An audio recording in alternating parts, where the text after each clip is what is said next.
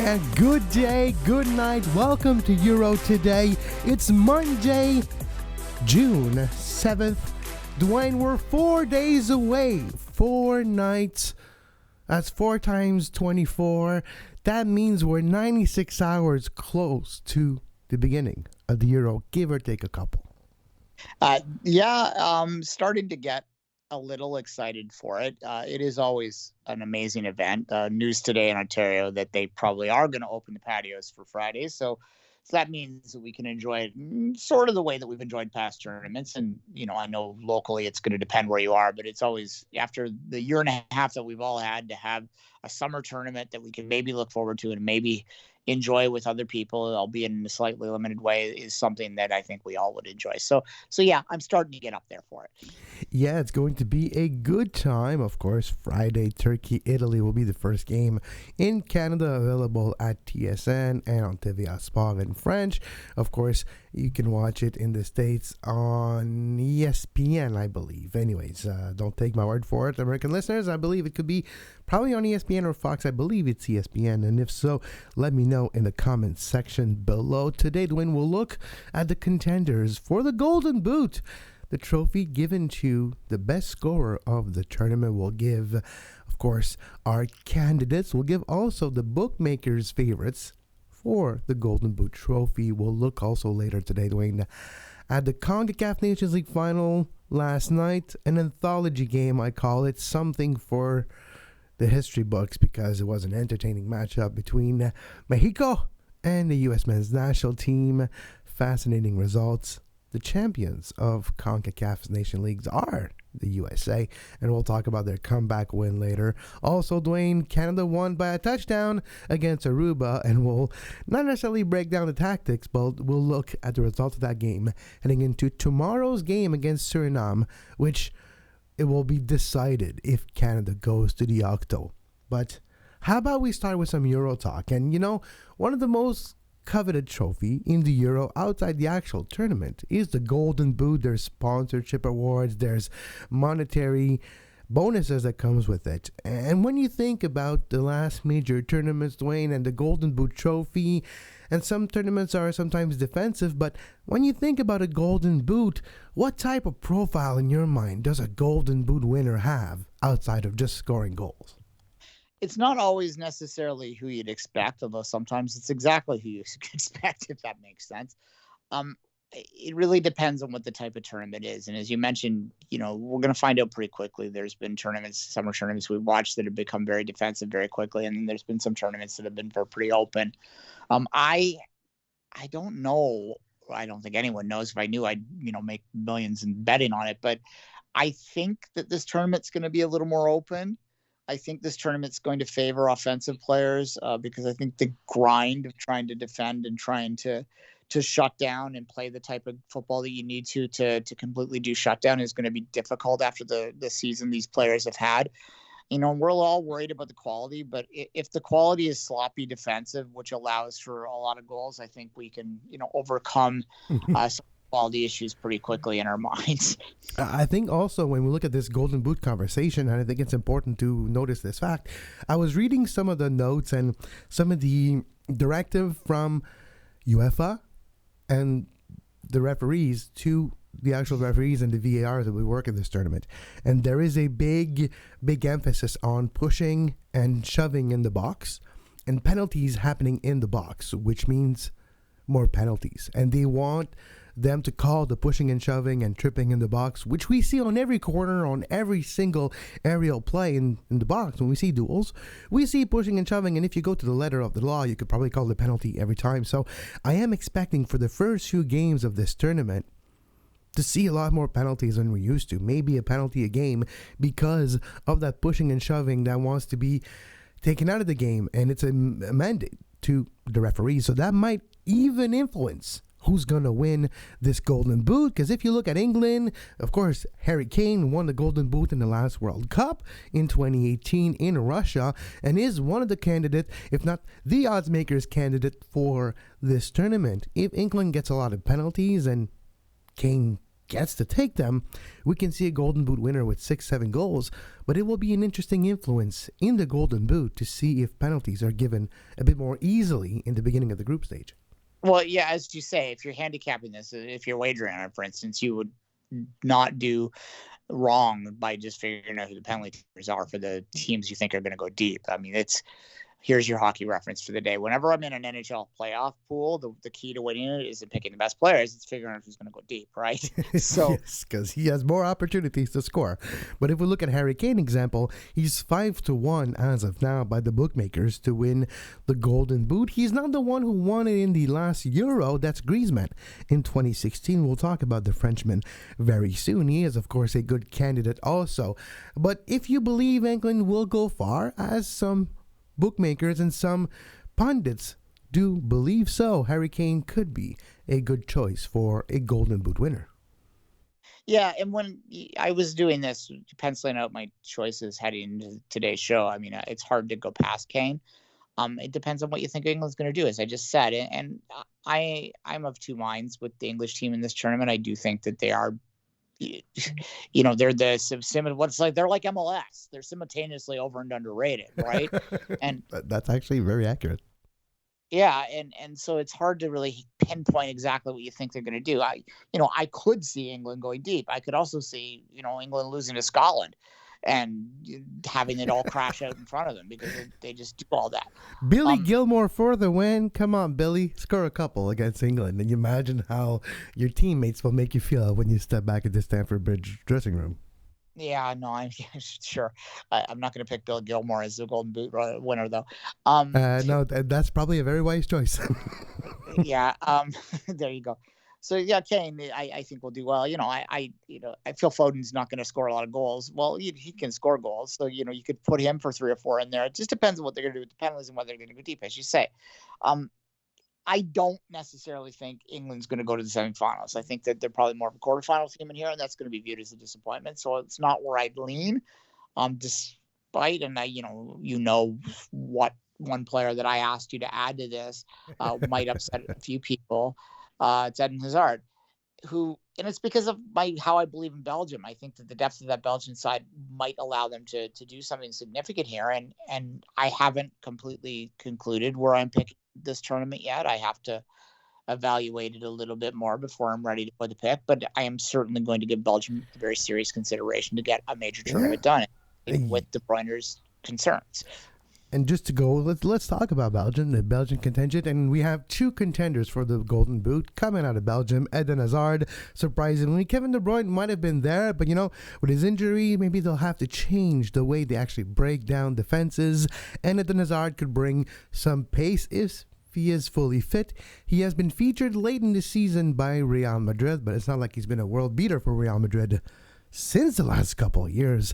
But if you look at statistically, if there's more penalties, if Lukaku is marked, because Lukaku, of course, is the big threat coming from this side, we know that Lukaku can be very dangerous as a striker, especially in a Belgium side that could be playing a different way, and maybe his hold-up talent could be used here. That could be very interesting for Lukaku and for Hazard. But yeah, maybe. As of now, Hazard is over 50-1 as a Golden Boot odds to win the trophy. Lukaku at 15-2 to win this Golden Boot. Yeah, Lukaku's never... I have trouble trusting him, and that's because of his struggles at major tournaments and at the club game in the past to meet the potential that he has. But this is the nations. This is an international game. You should never completely discount the possibility of a player stepping up and doing something that you didn't expect him to do. And Lukaku, if they go deep, is certainly going to be in there for a shout in this.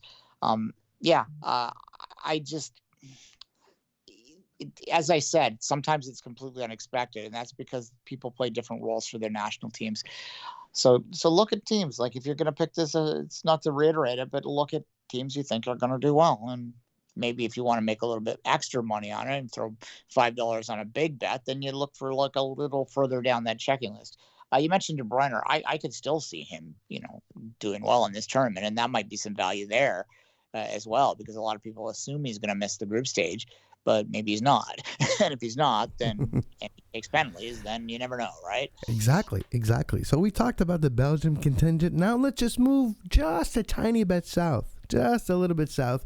Let's talk about France and their contingent of potential Golden Boot.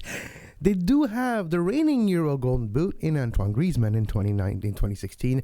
But the name on people's lips right now heading into this tournament as a striker for France is, of course, Karim Benzema, who's going to be featured in the national team for the first time in 4 years. And him being 5 years, him being back into the fold after having had some sort of a resurgent season with Real Madrid. Karim Benzema is going to bring a different type of striker. A pure striker, a poacher / strong / I've got the techniques, the skills to bend it around you if I need to. Karim Benzema will bring a different vibe than Griezmann has brought or than Mbappe has brought. Karim Benzema, closest thing to a pure striker for France since the early 2000s in the Euro. I'm excited to see what he does because if he's marked, then you have Griezmann and then you have Mbappe free. And heck, if he doesn't play well, you take him out at the 60th minute and then you add Giroud. And then you have another candidate for the Golden Boot. There's a luxury with the French national team in who's going to score your goals. Yeah, I think you just nailed why I would be reluctant to pick a French player to win Golden Boot again. Although, as you say, they've done it in the past. It's because they might spread the goals apart or goals around. Especially when you have a midfielder that can score a lot, then I think maybe sometimes the goals get spread even more around. Benzema, in terms of him, if you like him and you want to put a bet down it, you might want to get it in now in his national team future because that might blow up and be done again in November because his problems are not over yet. They've just brought him back. Yeah, he's 16-1 right now to win the Golden Boot. Kylian Mbappe is at 8-1, and if we're looking at Griezmann, the odds for the Grisou is 22-1 to get the Golden Boot. Again, it is spread around, but you're looking at maybe the most potent attack in the Euro.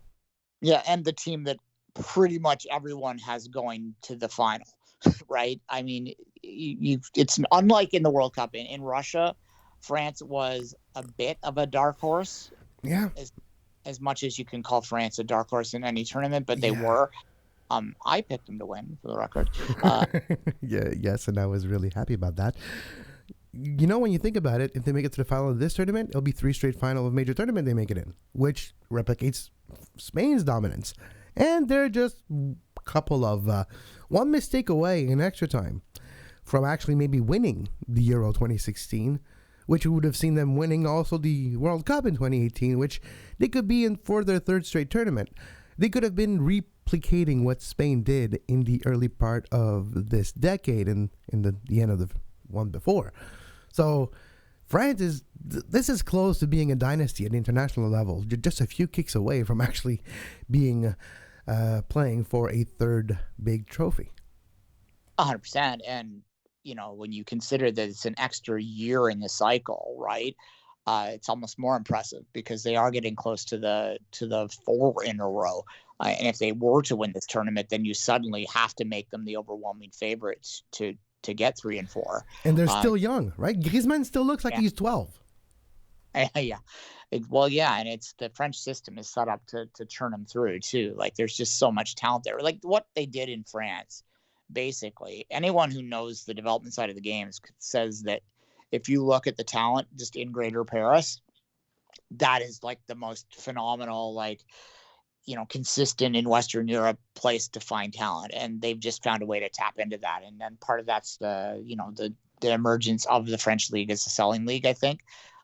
There's profit to be made by developing these players and also the French Federation stepping up and getting their youth teams and this plays out in the women's side in particular, but finding ways through the Federation headquarters to develop these guys. So there's a lot of good stuff going on there, and it's hard not to pick them, right? Like, I mean, when we come down to picking who we think is going to win this tournament in 2 days, when you'll get it on Wednesday, we're probably going to pre-record it tomorrow. But so when we have to do this in the next day, it's going to be difficult for me to not be contrarian, right? So not pick England and not pick France. Well, I guess we're gonna give a little spoiler of your pick, but we're gonna stop right there.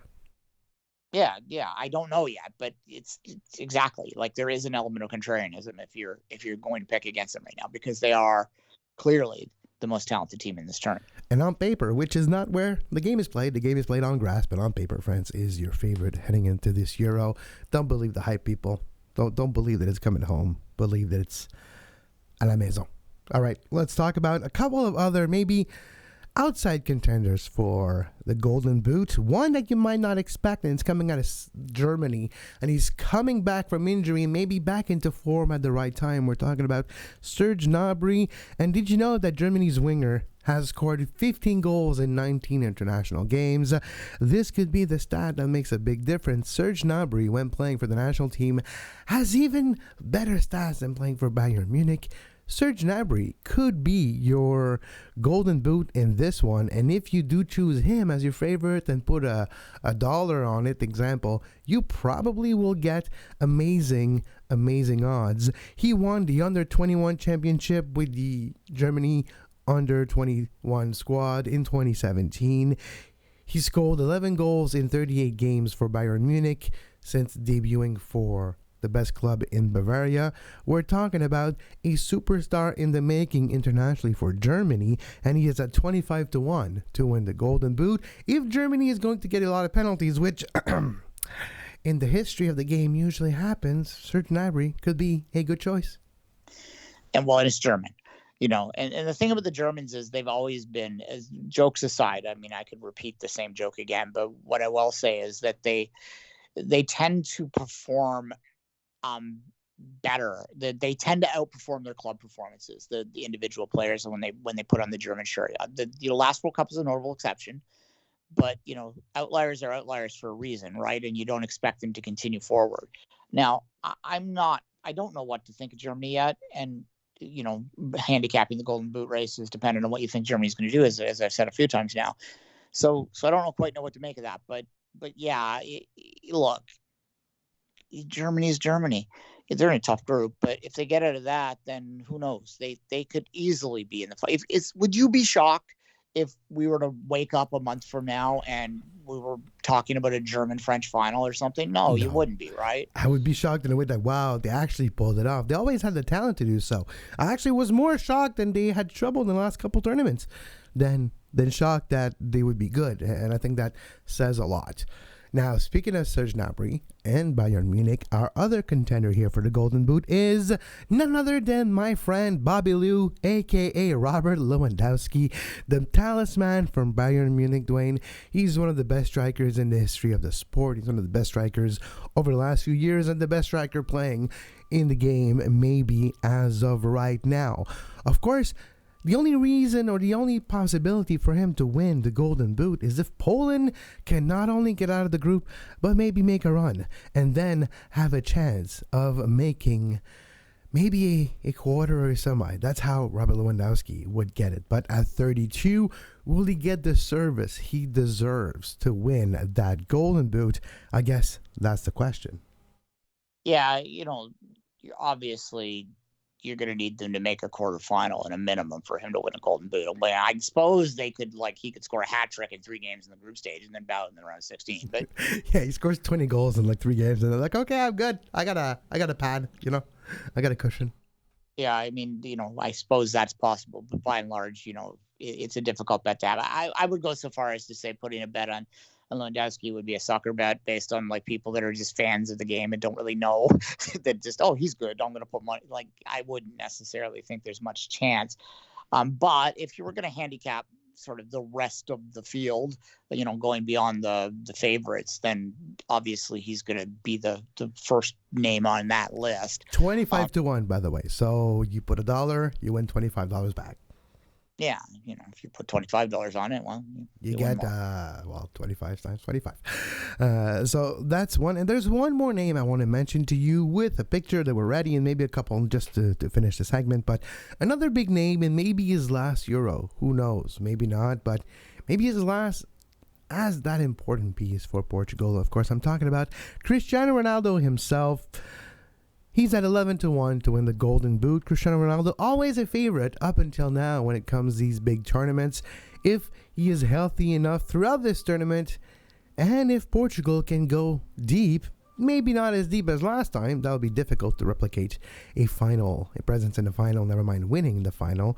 But if Portugal makes it deep, Ronaldo could be a Golden Boot winner, and a little less of a gamble, but still 11-1 to win the Golden Boot for the talisman of Portugal. Yeah, Portugal's good. That's not sleep on Portugal exactly, but at the same time, Ronaldo's not. He's not young anymore. Well, he's still young, but he's not young for a footballer anymore. He does look young when you look at the face down, If you look at not the little white hair that are starting to appear, he still looks like he's chiseled like he's 30. Well, like he's 20. Let's not lie to each other. But you're right. We'll see.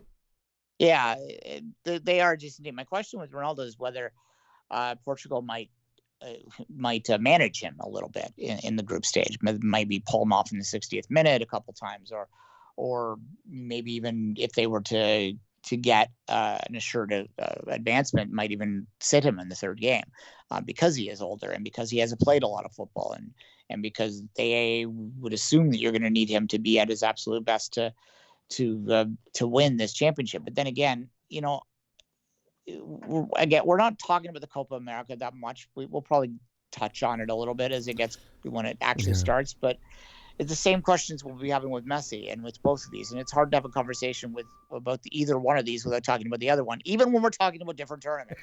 Even when they're not even playing in the same damn competition, we still put them together. I guess it's kind of like talking about Gretzky and Messi or something, or Gretzky and Lemieux, I guess. Here's our hockey reference for the day, by the way. Go Habs, go tonight. If you know what I mean. There's my Habs over Jets. Let's just put it this way. All right, let's just give you a couple of odds here. Alvaro Morata for Spain, 20-1. Ciro Immobile, 20-1 for Italy. If you believe in any of these two teams, those could be good choices. Diego Hocha, 33-1. Artem Juba, 33-1. Timo Werner, 25-1.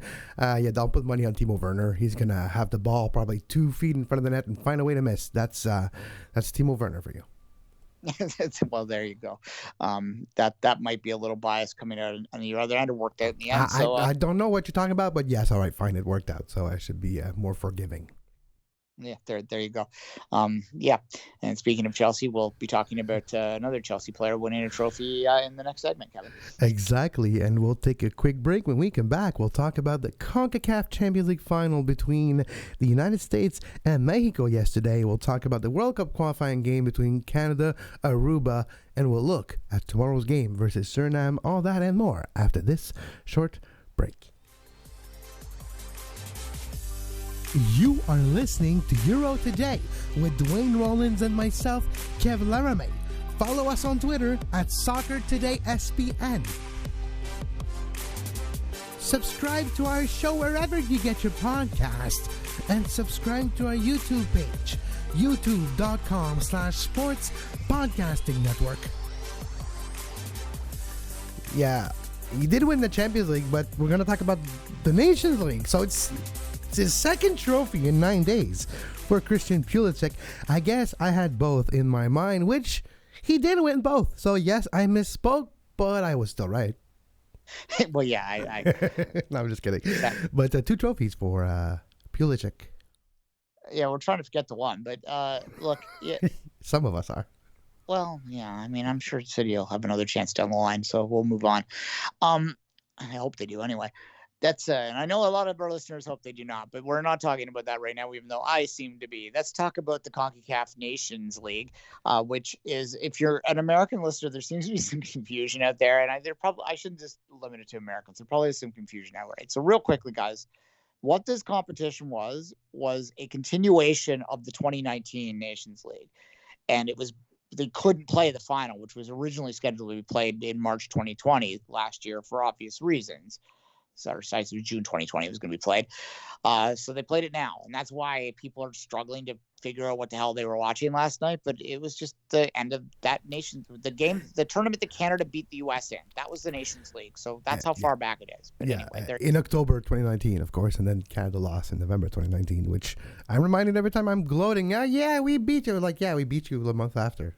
Bigger defeat. Like, okay, fine. Tomato. It's the same. Well, yeah, and that is worthwhile from a Canadian perspective. We'll talk about Canada in a minute to remember, because Canada had the front foot in that, and this could have been Canada last night holding this trophy up. But look, I think the final was obviously it was chaotic, and there were lots of incidents off the ball, and not necessarily football related. Someone charged the TV booth at some point, and I don't know, it seemed to dive into a hole. I don't know what that was about, but anyway, there was all brawls. There was stuff being thrown at the field. Like, it was a mess. It was Concacaf to no regard, and a lot of people were entertained by it. And I think part of the reason it was so loosey-goosey was because it was the Nations League final, and the players themselves don't quite know what to make of it. It's not World Cup qualifying. It's not the Gold Cup. It's something in between, and here we are. But for the U.S., I think it's important from a confidence perspective after the last 4 years they've had to get one over on Mexico, whatever the competition is. And, especially to come from behind, especially to have the VAR, it looked like it was 2-0 down in Mexico, all going one way. And then the VAR decision goes for the U.S. and then they instantly go back down and almost instantly go back down and tie the game up. And from there, I think that was really the turning point of it, because if it was 2-0 down, I can't see the U.S. coming back from that. Important win that way. Yeah, and I was going to say, and then in extra time, Christian Pulisic deciding, I'm going to put this top bins, folks. And he did put it top bins for his fans. And they did win 3-2 in extra time on a penalty, with Chelsea's player winning this trophy for the USA, beating Mexico. But like you mentioned, it started really badly for the U.S. because they conceded a goal a minute in. I thought at this point that this was going to be one of those entertaining games on Twitter, for all the wrong reasons. I thought this was TNT all over again. But no, the U.S. showed a resolve, and the trifecta for the future of the U.S. men's national team, the three best young guns for the U.S., pulled them out of the hole. I'm talking about Giovanni Reyna, who plays for, of course, Dortmund, Weston McKennie, who plays for Juventus, and Christian Pulisic, who plays for Chelsea. The three players for the U.S. that plays at the highest level in the game right now. I would say rescuing the States from maybe a tough evening. Yeah, and look, America, I think this result doesn't change the pecking order. Mexico still is considerably more talented than any other team in this region, and to me is by far the favorite to win the final round of qualifying and advance in on a canter. But you never know. It is CONCACAF. It can be confusing when you're looking at the Americans' overall performance in this entire Nations League as a whole, which is a bit weird to say because it is so long and prolonged out. But I think it's valuable for a second. I think it underlines both the positives and the negatives of the program. I mean, they have the ability on the day to be better than anyone, or as good as anyone anyway, in the region, right? They beat Mexico last night. They stood in the confetti. They also have the ability within them to huff and puff against Honduras and basically get lucky, and to lose to Canada. That's also in the U.S. MNT's DNA right now. And when you're looking at this and trying to extrapolate this forward to World Cup qualifying in the fall, that's what they need to address. They need to address that consistency, so they're more often doing what they did last night after the start, in the second half of last night, we'll say, and do less of what they did in October 2019 against Canada, because it's a two-headed monster, and they're both there. The devil's on one shoulder, the angels on the other shoulder, and it really is what the U.S. is right now. It is young, and I think that the confidence of this will help them with that. For Mexico, I do think it does illustrate some things too, though. As much as I just said that they are the most talented team in the region, they're not invincible. They have played close games before. Even at the under 23s, there were times when they were pushed where you wouldn't have expected them to be. And I think that's an indication of the rest of the region stepping up. You watch the way that Honduras played the U.S., you watch the way that Costa Rica played Mexico in these semifinals, and that tells you that this final round of qualifying is going to be intense, and it's going to be very difficult for teams to advance. And final thought before I let you jump in, Kevin, you mentioned TNT in there. We should mention TNT out of the World Cup already. Good. It's good. It's good news for Canada. It's one more chance for Canada to get in, kind of. Well, I mean, I think actually St. Kitts and Nevis is probably better than TNT right now, which is the problem, right? So anyway, how far the mighty have fallen. Yeah. Well, that's corruption. Corruption kills. And they had a good manager that they forgot to pay, and he left. We're saying, and he won his lawsuit. Hello to Stephen Hart, manager of the Halifax Wanderers, by the way. Yeah, exactly. No, that was the I don't know if you want to say anything about the Nations League, but as a segue into the not really. No. It's like, yeah, they won. Good job. Okay, moving on. Canada World Cup by a touchdown. Yeah, I was going to say it's a segue in. And look, the only upset that we've seen in this round of CONCACAF qualifying so far is that.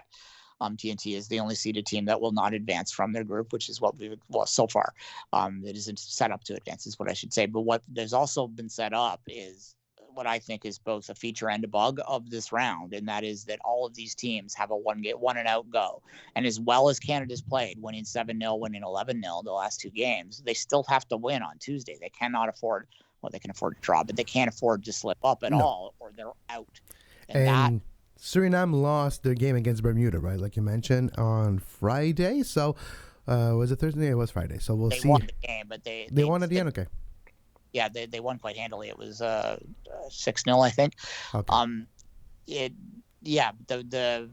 They're tied on points. They all are undefeated. Neither Canada's allowed one goal. Suriname hasn't been scored on yet. Canada's just won 11-0 and 7-0, so they have the goal differential by considerable amounts. First tiebreaker. So the goal differential 22 for Canada. Suriname is 15. 23 goals for Canada. There's 15 goals for Suriname. Yeah, and goal diff is the first tiebreaker in this, unless it's a three-way tie, but there's not going to be any three-way ties. Anyway, if you're a neutral, if you're an American listener, I mean, it's going to be a very entertaining day of World Cup qualifying tomorrow, because all of these games are do and die. If you lose, you'll go out. And like you mentioned, Canada to qualify for the final round, they still have one more hurdle after this. They'd have to beat what we think is going to be Haiti, but it could also be Guatemala, depending on how that last game is. Guatemala, I do not have the stands in front. One of the Central American teams anyway. But yeah, it's just going to be a lot of pressure. Now, look, there's nothing to say about the Aruba game. They played, a rotated lineup. They got the 4-0 lead out of there. And then, hilariously, Canada rolls out Jonathan David and Alphonso Davies on the same sub, which if you're down 4-0 in Aruba, you're like at the 60th or the 70th minute going like, are you kidding me? Yeah. By the way, you were wondering, in top of the Group C right now, we have Curacao with 9 points. Goal differential 14. Guatemala is second, 14 goal differential. Goals for 15 for Curacao, 14 for Guatemala. So right now, Curacao is on top of Group C by a single goal scored difference, because they have the actual same differential. So because of a goal scored more, Curacao right now would be Canada's opponent if Canada wins Group B. No, Haiti. It's Haiti's group. So the group of Haiti. All right. So then it would be Haiti, because Haiti's top of that group with 6 points right now, 12 goals for, just in front of Nicaragua. So it would be either Haiti or Nicaragua. Exactly. And in all cases, and CONCACAF set it up this way. In all cases, the number 1 seed in the group is playing the number 2 seed in the group, and 3 and 4 on the final match day. So there are, in all but the TNT group, which has been decided, there is going to be a decider game, where the team that is ahead right now on goal diff will advance on the draw, and then if the team below them wins, they will surpass them. So lots to watch for on Tuesday. Look, I'm nervous about it. I know that I'm pretty confident about their ability to beat Suriname. If they played them 10 times, they'd beat them 8. But that's like that one game, like the U.S. against TNT. If we want to go back to that, you never know what that one result can bring. Is Suriname that? They could. But if Canada plays the way they did last week, I don't think there'll be a trouble, because last Saturday they were firing on all cylinders. Aruba ain't no world beater, but you still put 7 past the keeper. A brace for Lucas Cavallini, who's scoring amazingly for the national team and can't get a break really for the Vancouver Whitecaps. Maybe it's time for the Whitecaps to look at the service he's getting with the national team and try to replicate that, which they might have. They might have got Patrick a couple days ago. We'll talk about that when MLS is back in a few weeks. Junior Hollett on a penalty. Zachary Broguillard, his first goal for the national team. Alfonso Davies, Carl Aaron, and Jonathan David also scored in that one. Basically, the entire future of the Canadian national team was on the box score on Saturday. Yeah, the Davies goal was an old goal, but we'll let that slide. Hey, Concacaf and statistics, it's not as accurate as some other places you would find. Yeah, I had them on 6.5, minus 6.5. So that 7th goal was pretty exciting for me. I won some money. Not much. I won $20. Anyway, look, the pressure is on, but as I've said 1,000 times before, if you can't beat Suriname, you don't deserve to go to the World Cup. And that includes a win or go home game. Because honestly, you're going to play more than one of those in a World Cup. You're going to play 3 of them, right? Like you got to be able to win these things. And you're not going to be as a favorite as you are right now. So take it when they come, because Canada as a favorite in the game, it's not like it'll happen moving forward. Yeah, and I watched the Serbian game on Friday, and they're decent side. But if you look at them, they have some players that have played at a high level. You have some, this is they've tapped into their Dutch heritage is what they've done. So this is a Dutch team in a lot of ways. But a lot of their guys, as you would expect, are older. This is probably a like average age around 30 of this team. And, I'm not going to say you're out to pasture at 30, but these guys are playing for Suriname rather than Holland for a reason. So it's because they couldn't cut it, right? They couldn't cut it for Curacao either. Let's face it. If you're of Dutch descendants or just Dutch, period, your first call up you get won't be from Suriname, it'll be from Curacao, and maybe you won't. So Suriname is like your second tier of second nationality possibilities.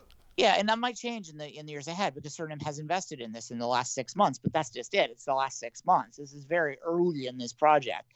And I suspect by the time, the next Gold Cup, not this summer's Gold Cup, but the Gold Cup after that, I suspect there'll be a significant factor in it. They'll be in the same level as your Martiniques and your Guadeloupes and all that. Like those teams that come in and sometimes pull an upset. Like I think that's what their level's going to fall at.